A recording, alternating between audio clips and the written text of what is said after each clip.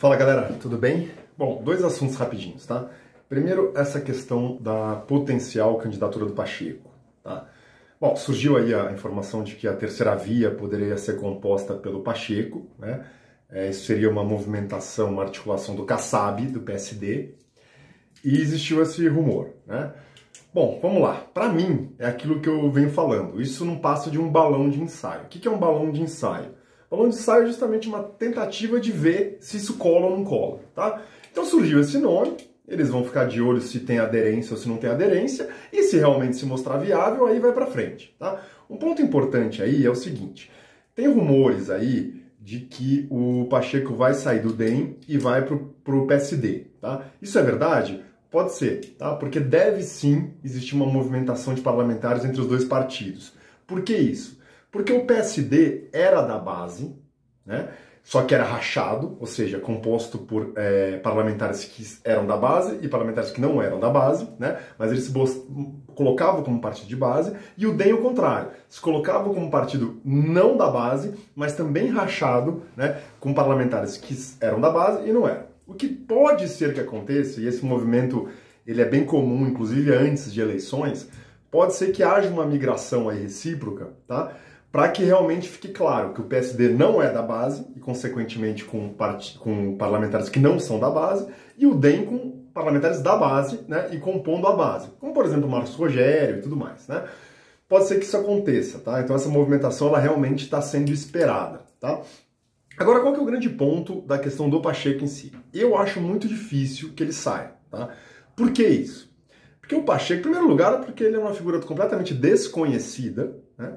E que agora apareceu para a política. E apareceu para a política de uma forma positiva porque apareceu apoiando o presidente. Ele era um notório desconhecido, pelo menos pela maior parte do Brasil, né? Ele foi eleito por Minas Gerais, tá? Agora, um ponto aí que é relevante é o seguinte, se ele sai com uma terceira via, ele é oposição ao Bolsonaro, né? Então, como é que vai ser a atuação dele como presidente do Senado? Ele vai bater de frente com o Bolsonaro? Ele vai atrasar as reformas? Ele vai atrasar as propostas do governo? Quem fez isso não se deu muito bem.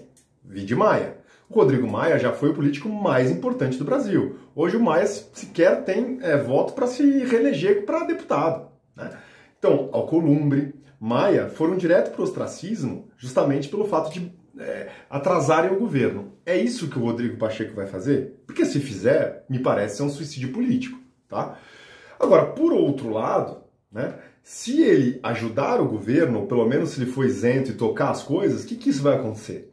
O governo tem mais chance de dar certo, consequentemente, o Pacheco teria menos chance de se eleger como oposição, né? Então, é uma sinuca de bico essa situação. Por isso que eu acho que é realmente um balão de ensaio. Óbvio, né?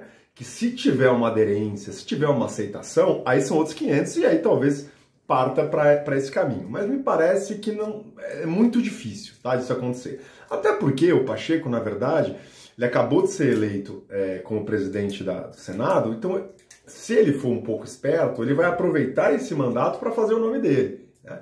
E aí, nesse caso em especial, ele pode se reeleger como presidente do Senado, tá? A reeleição ela é possível, ela só não é possível no mesmo mandato de presidente, né? Como a gente vai estar falando de uma outra legislatura, ele pode se reeleger. Então, como existe essa possibilidade, talvez ele o faça, tá? E, consequentemente, aí sim se consolida, né? Se solidifica como um político de peso e depois tente alçar voos maiores.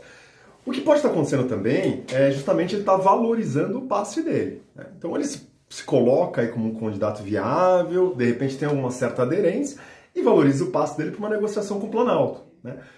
Para cargos, para influência ou qualquer coisa do gênero, tá? Isso é uma coisa comum também na política. Então, no meu ponto de vista, hoje eu não vejo como viável a candidatura dele, mas é um teste aí que está sendo feito, tá bom? Esse é um assunto. Um outro assunto, muita gente vem me perguntando sempre, se por um acaso o STF não pode obrigar o Lira a botar os pedidos de impeachment para rodar, tá? Olha, essa matéria, ela acabou de ser decidida pelo Supremo. O Supremo decidiu em 2 casos, tá?